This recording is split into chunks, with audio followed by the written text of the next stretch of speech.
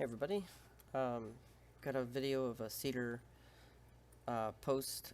Um, it's called a stocking post, but my wife, I had built her one prior. I have a video of it, which we had to leave behind when we moved across the country, and she had asked me to make a new one, and I did not want to make her just a stocking post that was only usable for stockings, so my thought was to make a coat post that would be usable down the road outside of stockings. So let me preface the video. Um, I am building this in the schoolhouse that we're renovating for the B&B, and so a lot of the footage is can be tough to get to, tough to film, and there's going to be no audio from the recordings just because it's basically in living space. When you have 6 kids, it's impossible to keep it, to keep the noise to a reasonable level. So all that being said, I'm gonna just narrate this as we go through and explain what we're doing. So, um, the uh, the first thing I would tell anybody gonna jump into something like this is curves.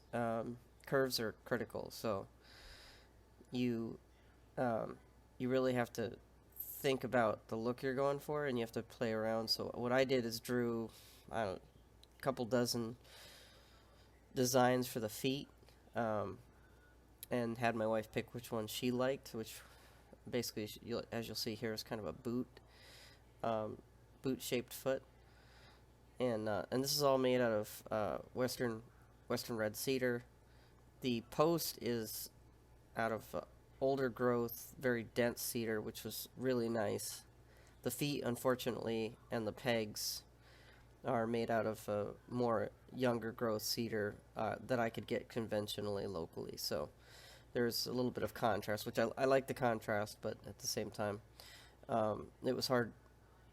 Softwoods are actually harder, in my opinion, to work than hardwoods, just because they're so susceptible to compression that it makes any of your handwork more difficult. So, yeah. Anyway, that being said, also again, like I said, the wood shop is still not functioning, so I'm building this all in the schoolhouse. You can see here I'm using a jigsaw to cut these feet out, and it would be much easier if I had a scroll saw set up for it, or even a bandsaw if I just wanted to glue a kerf together later.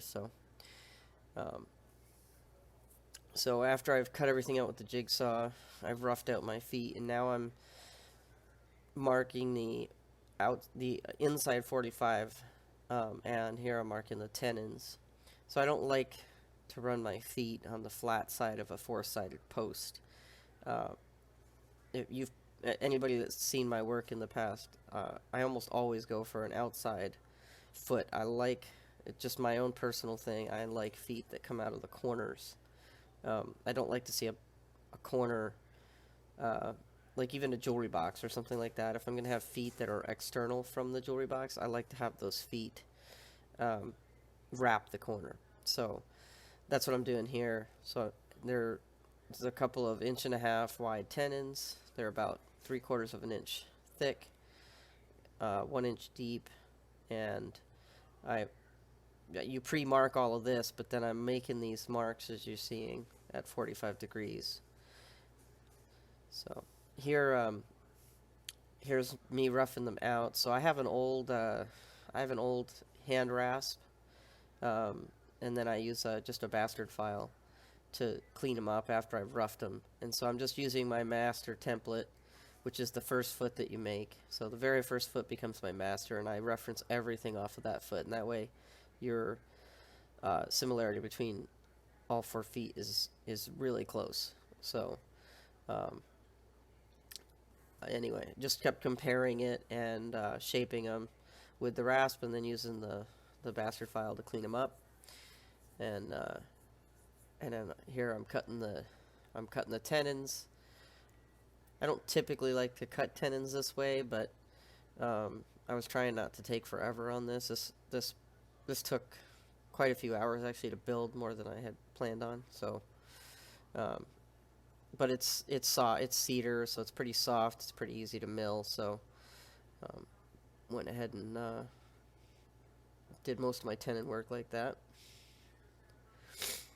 And here is the and here's the what I was looking for. So using the table saw, I cut that 45 into my tenons to reduce my hand work required. So all I had to do was remove the leftover material on the shoulder of the tenons there and clean them up, and they were ready to go. And so this is just a short stretch of pairing out all these tenons. So what I did is, instead of trying to cut a 45 on the center between the two tenons, so the top and bottom of the foot are mortised 45 degrees right up to the shoulder of the tenon. But on the rest of these, on the center of each foot, that remaining material there, I didn't want to take the time to have to sit there and carve that 45 to fit around the foot of the post. So what I did there is cut it off flush with the outside of the 45, and once I had it cut off flush, then I just relieved the post, which you'll see up here. So I bought this hollow chisel mortiser, like a little Delta one. I got it used on Craigslist pretty cheap locally last year, but it doesn't. It just saves me a ton of time because it cuts out so much handwork. That it's great, but it doesn't allow for tall material like this. So I had to. I just whipped together a quick jig to keep my post at 45 degrees, and then this first plunge cut, those bits really get wedged in there, and I had to actually use a piece of material to hold my post down while I backed out the hollow chisel mortiser. So,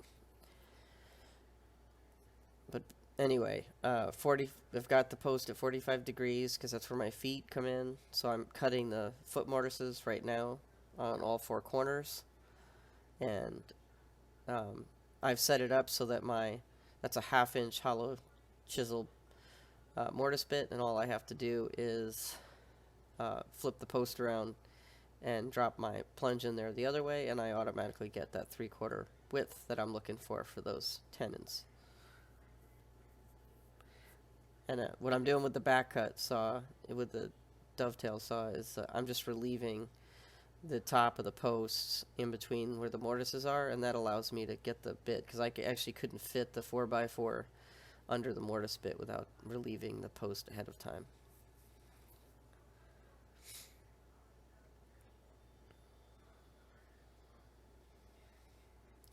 So as I said, the hollow chisel mortiser just makes it nice, and you can see that's the relief I'm talking about right there. So that allowed me to not have to cut those insides at 45 degrees. And so these are the pegs, and again, just like the feet, you really need to come up, in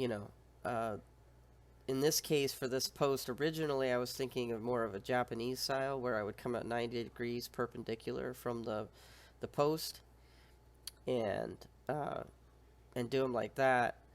But I wanted to keep the weight towards the center of the post, so I didn't make a giant footprint for this. And so the idea is you want to keep your weight as close to the column as possible. If you don't, then tipping it over is that much easier. So I opted for a more vertical design hook, which means I didn't have any grain strength for a mortise and tenon of any sort. So instead I opted to make a 1/2 inch by 1/2 inch square tenon, floating tenon, that I'm just going to mortise into the post and mortise into the brackets. And that was mostly a time saving thing. Again, I have a 1/2 inch hollow chisel mortiser, so by going with a 1/2 inch floating tenon, it allowed me to do a single plunge for each hole, for each peg, and that it just cuts down on your labor. So you can see now I can use the foot bracket because I'm only dealing with 3 inches of height. So now it makes it much easier to use the mortiser when you can put that foot down, because when you're pulling the mortiser back out, it's not that keeps the piece anchored down to the bed, so it's not lifting with the bit. So, and I'm just getting over a cold here, so I'm probably sounding a little bit nasally.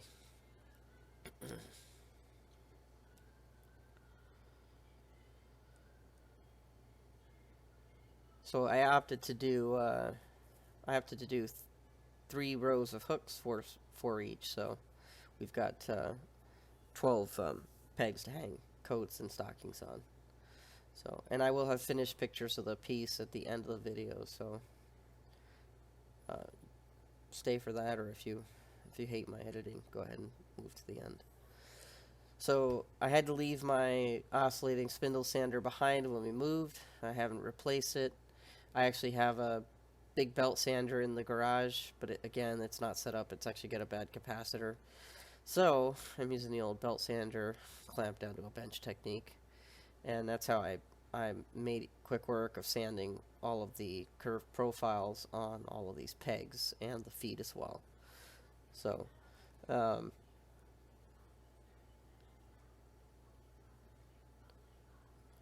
interestingly, this is actually my grandfather's. This was my grandfather's belt sander. I believe this belt sander's older than me.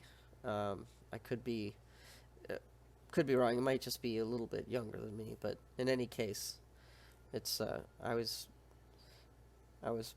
get a little smile on my face when I realize I'm using a tool that's that old, but still works great. And I've only had to replace the cork pad on it. So right there when I was sanding the flat, just so you know, I sanded the flat part of the foot at the bottom. I put more pressure on the back towards the heel, and that way I freed up some material there, so that my toe of the foot is more likely to make contact with the floor surface. So quick sand on the post, and I'm fitting. And if you've seen my other videos, you know that I believe in not sparing glue. I'd rather have more cleanup and a guaranteed healthy amount of glue, especially with a softwood like cedar, because it sucks in the glue. It's very porous, so you want to make sure you have a good bit of glue in there to set up and get sucked in. There's a lot of end grain present here, so.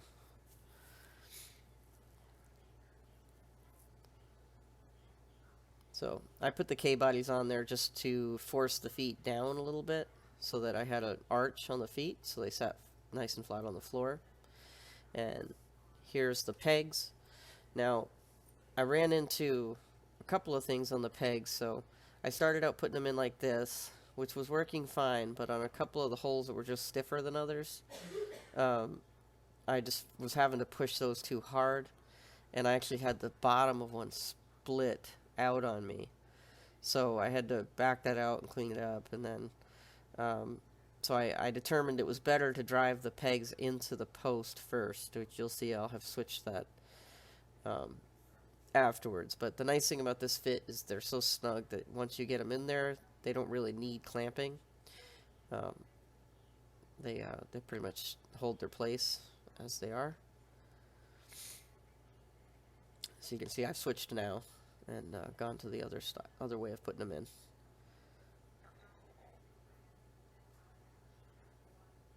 So keeping the glue cleaned up, and I got the top ones going in here.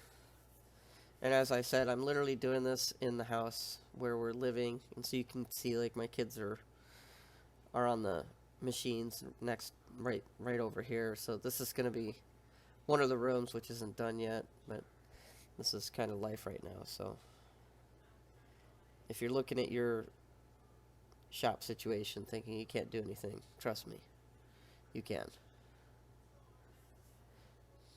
And so this is just a tung oil finish that we applied, just a rubbed in tung oil, and that'll wrap it up. So thanks for watching. Give it a like, a thumbs up, subscribe if you haven't, and I'll see you on the next one.